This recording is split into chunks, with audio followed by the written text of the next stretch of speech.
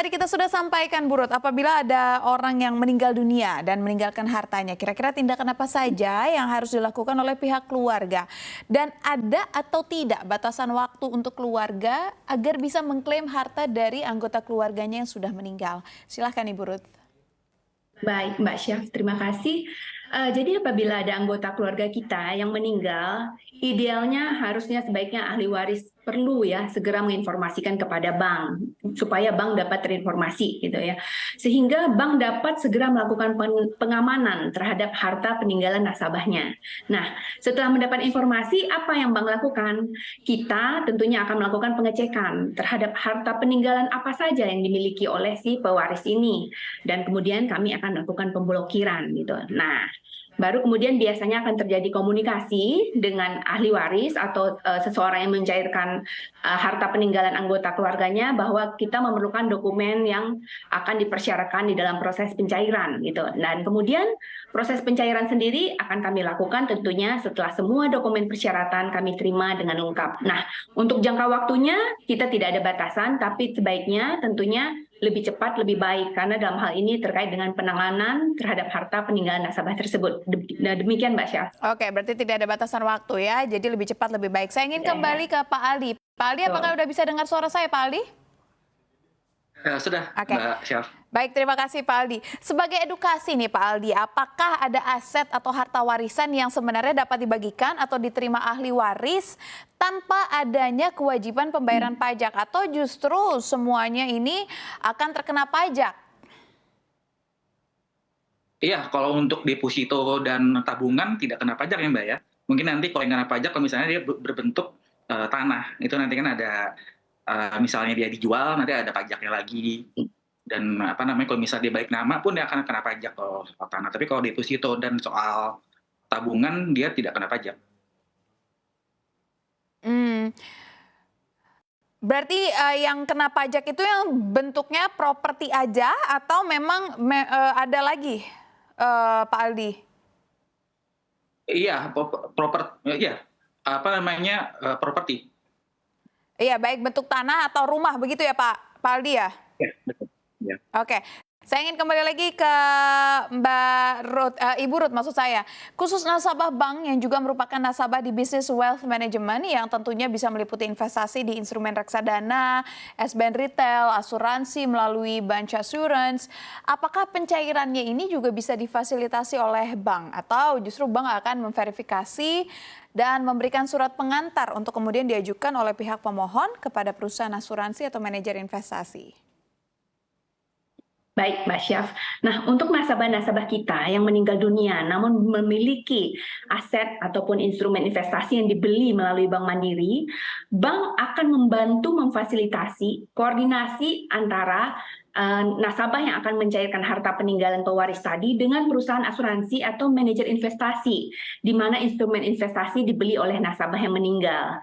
Karena tentunya untuk dokumen yang dibutuhkan untuk pencairan harta peninggalan dalam bentuk reksadana, SBN retail, asuransi atau bank assurance tadi itu akan merujuk pada ketentuan waris yang ditetapkan oleh si pemilik produk, dalam hal ini si perusahaan asuransi atau manajer investasinya.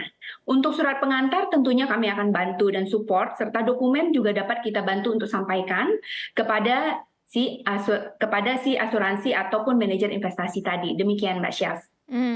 Bagaimana juga prosesnya jika ada pemohon yang mengajukan pembukaan safe deposit box milik nasabah yang sudah meninggal? Oh, baik. Pada prinsipnya ya, penanganan pembukaan safe deposit box milik nasabah meninggal itu akan sama dengan penanganan harta peninggalan yang lain di bank, misalnya dalam bentuk rekening tabungan, deposito gitu ya. Jadi setelah mendapatkan informasi dari nasabah meninggal, bank akan melakukan pengamanan terhadap safe deposit box-nya dengan melakukan pemblokiran sehingga tidak ada yang bisa mengakses isi dari safe deposit box tersebut. Nah, bagaimana kapan kita buka? Nah, kita akan buka setelah semua dokumen persyaratan kami terima secara lengkap, di mana proses pembukaan safe deposit box akan dilakukan oleh para ahli waris yang sah berdasarkan undang-undang, gitu Mbak. Oke, tapi kira-kira ada nggak Ibu Ruth hal-hal yang perlu kita antisipasi agar proses pembukaan safety deposit box ini tidak terkendala? Oke, hal-hal yang perlu diantisipasi yang pertama tentunya dokumen yang dibawa itu harus lengkap gitu ya Mbak ya, supaya nggak tersendat atau dia bolak-balik gitu ya.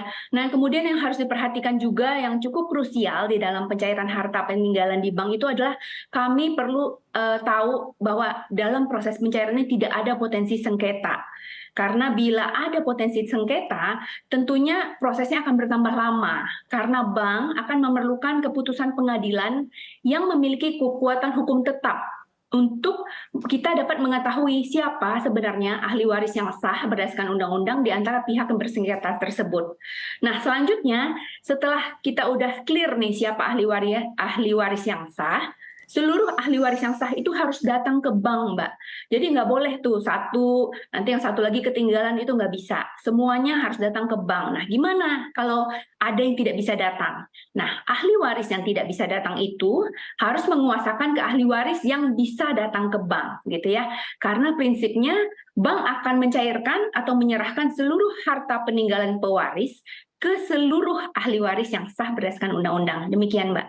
Jadi harus dipenuhi semua, tidak terkendala gitu ya.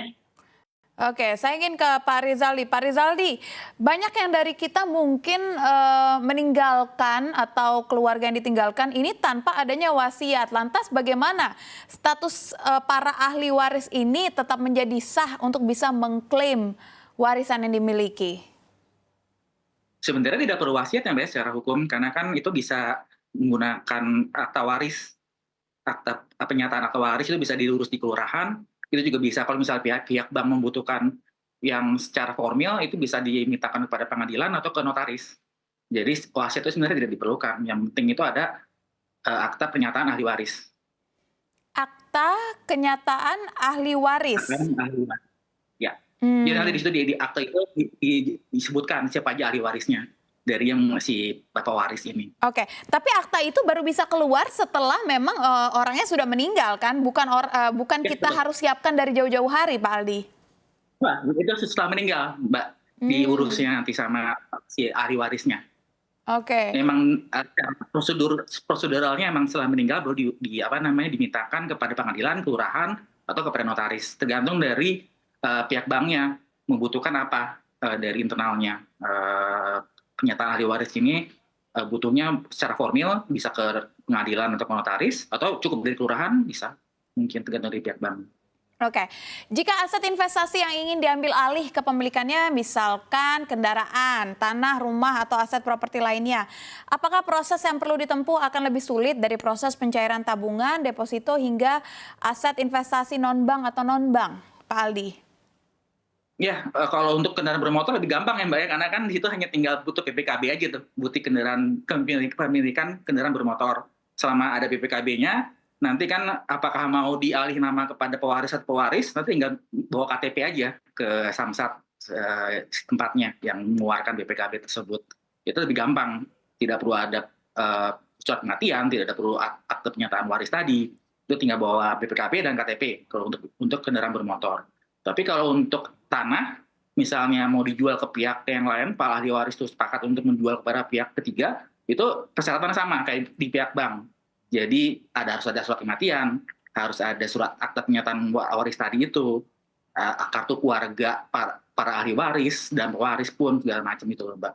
Jadi nanti ada proses di notarisnya mungkin yang lebih ribet dari pihak banknya, karena kan itu ada proses di notarisnya mengenai AJB, PPJB, terus misalnya dia balik nama dari tanah tersebut.